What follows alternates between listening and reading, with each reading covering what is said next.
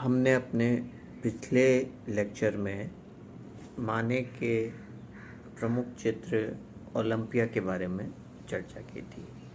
उससे पहले हम उनके जीवन के बारे में, उनसे जीवन से जुड़ी घटनाओं के बारे में, कैसे उन्होंने शिक्षा ली और उन्होंने क्या महसूस किया अपनी शिक्षा के दौरान। कृत्रिम प्रकाश और वातावरण उनको पसंद नहीं था और इसी वजह से उन्होंने प्रकृति के बीच जाने का सुझाव प्रभाववादी चित्रकारों को दिया था।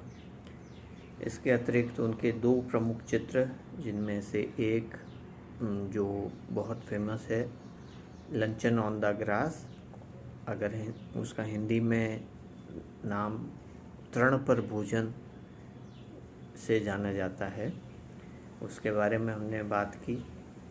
और दूसरा जो चित्र था ओलंपिया, ये दोनों ही चित्र उनके काफ़ी विवादास्पद रहे।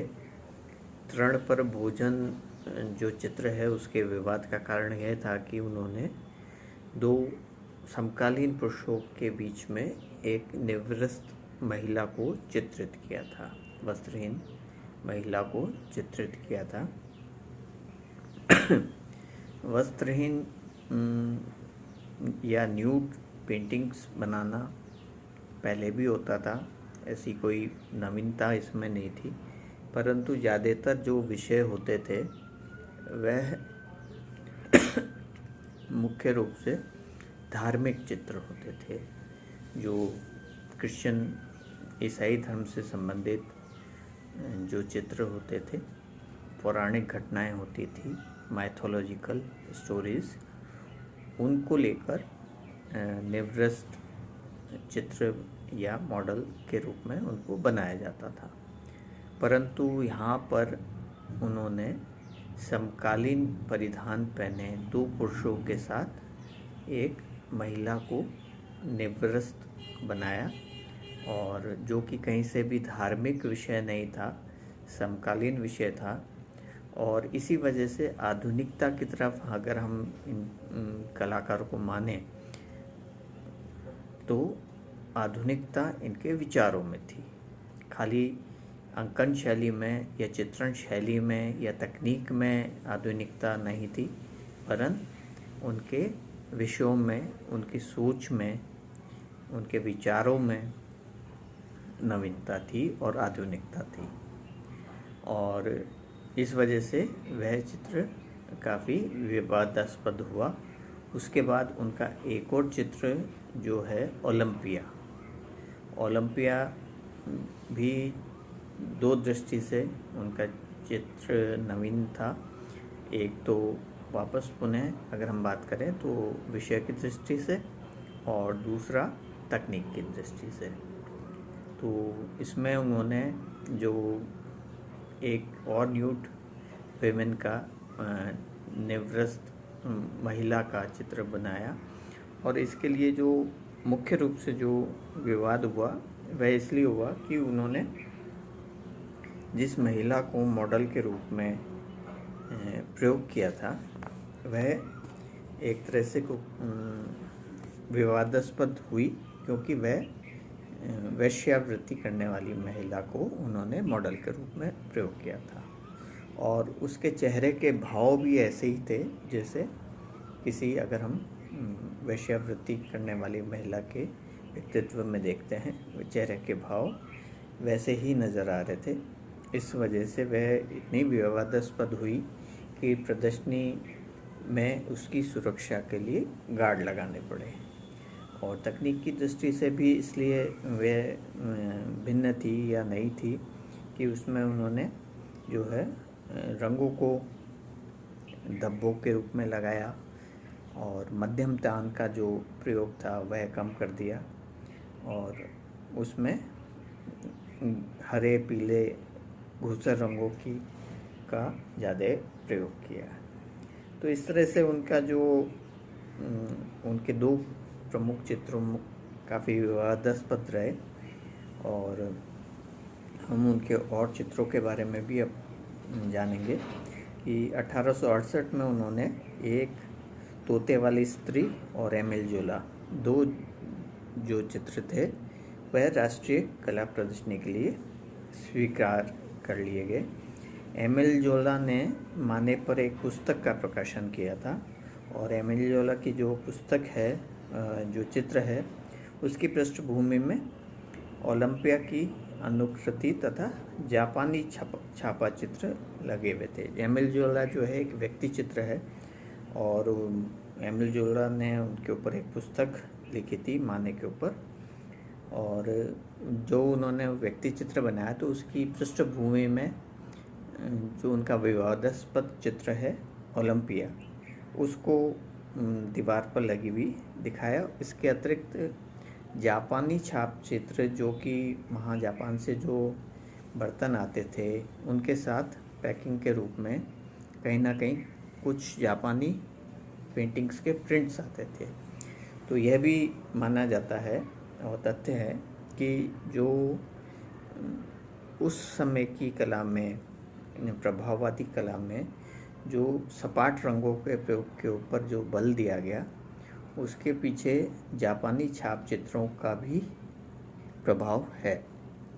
जापानी जो पेंटिंग्स होती थी या प्रिंट्स होते थे उसमें फ्लैट कलर स्कीम, जैसे इंडियन ट्रेडिशनल पेंटिंग में भी हम देखें तो फ्लैट कलर स्कीम का प्रयोग, सपाट रंगों का प्रयोग किया जाता था, तो वैसे ही उन चित्रों में भी किया जाता था।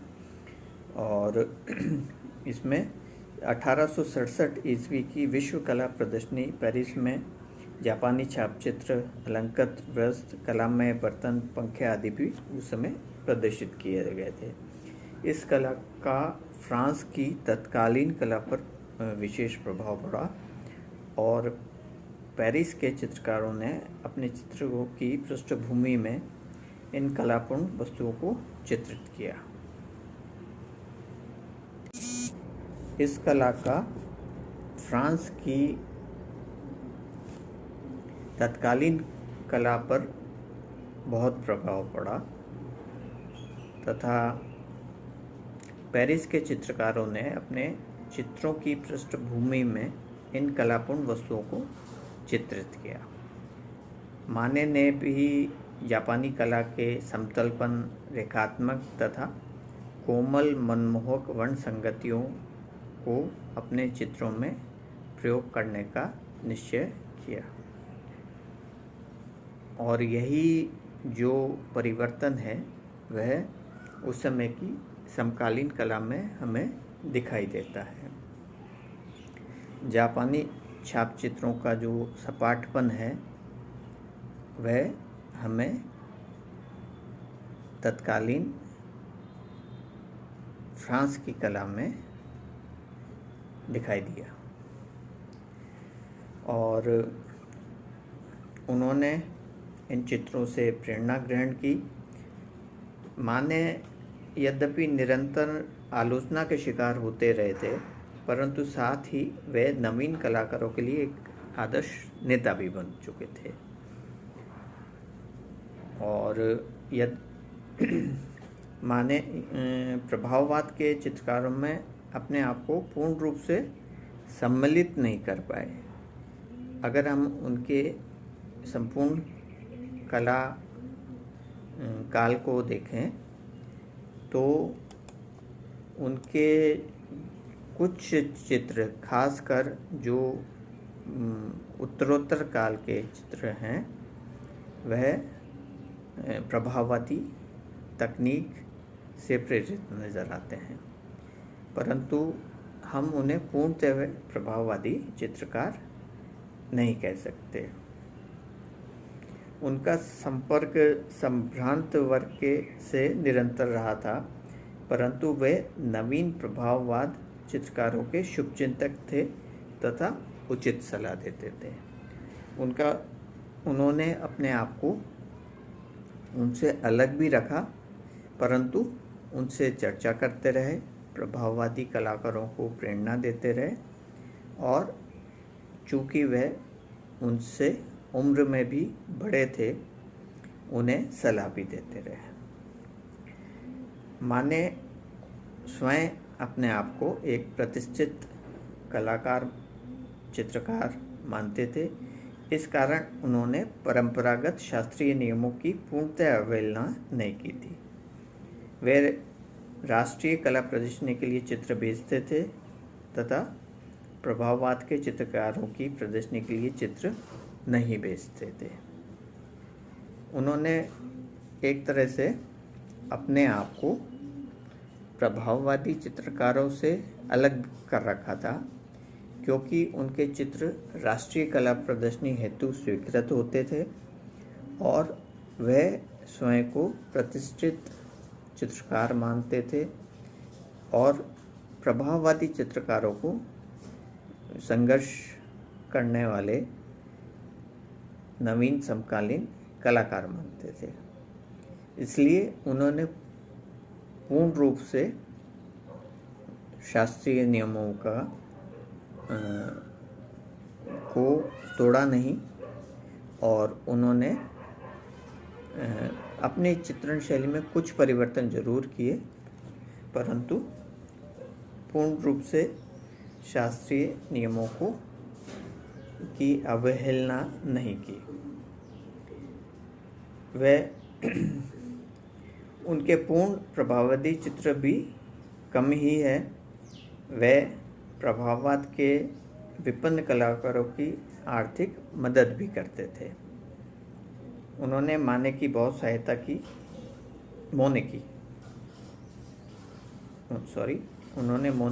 सहायता की और माने ने नवीन प्रयोगों को अपने चित्रण में समन्वित किया, परंतु विद्यमान परंपराओं का स्वच्छंद उल्लंघन कभी नहीं किया।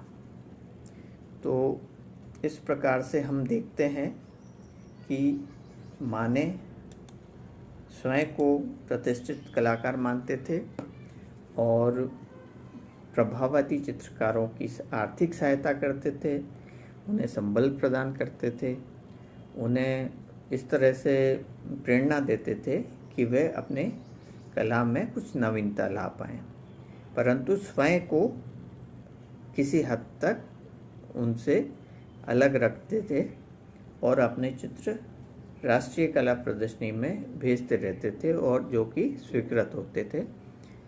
इस तरह से हम ये मान सकते हैं कि उन्होंने पूर्ण रूप से राष्ट्रीय कला प्रदर्शनी का विरोध नहीं किया, परंतु वह प्रभाववादी चित्रकारों को उनके विरोध में खड़े होने के लिए या नवीन तकनीक का उपयोग करके चित्रण करने के लिए प्रेरणा देते रहते थे।